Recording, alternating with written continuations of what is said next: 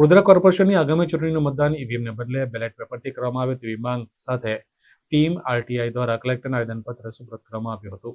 ચુનાવ આયોગ ચૂંટણીઓમાં EVM દ્વારા જે મતદાનની પ્રક્રિયા કરાવે છે તેમાં મોટા પાયે સેટિંગ અને ગરબડો થતી હોવાના અને તેમાં આપેલા મતો કરતાં મતોની સંખ્યા વધારે જોવા મળતી હોવાના અને છેલ્લી ઘડીએ મતદાનની ટકાવારી વધી જવાના અને ઈવીએમમાં ધાર્યા પ્રમાણેનું મતદાન અને પરિણામો કોઈ એક ચોક્કસ ઉમેદવારની તરફેણમાં થતો હોવાના કિસ્સાઓ લોકોને અનેક સ્થળોએ જોવા મળે છે. તે જોતા ઈવીએમની વિશ્વસનીયતા રહી નથી. તેની સામે લોકો શંકાઓ અને સવાલો કરીને તેની ફરિયાદો કરે છે અને લોકો ઠેર ઠેર ઈવીએમની સામે રોષ અને નારાજગી વ્યક્ત કરે છે અને ઈવીએમનો વિરોધ કરી રહ્યા છે.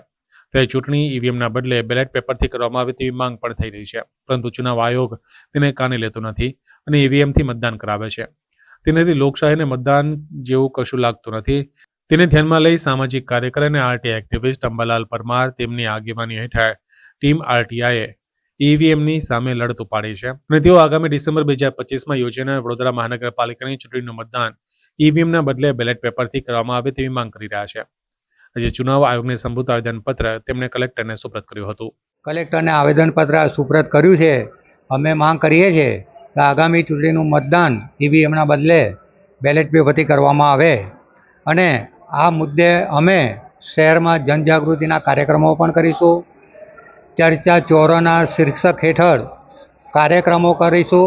આશ્ચર્યજનક કાર્યક્રમો પણ કરીને લોકોને જાગૃત કરીશું અને ઈવીએમના બદલે બેલેટ પેપરથી ચૂંટણી કરવામાં આવે તેવી અમારી લડતને અમે સફળ પણ બનાવીશું.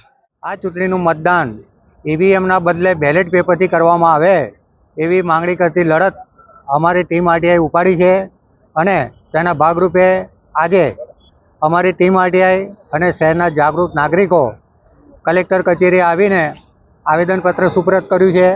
અમે માંગ કરીએ છીએ કે આગામી યોજાનારી કોર્પોરેશનની ચૂંટણીમાં ઈવીએમના બદલે બેલેટ પેપરથી ચૂંટણી કરવામાં આવે એવી માંગણી કરીએ છીએ.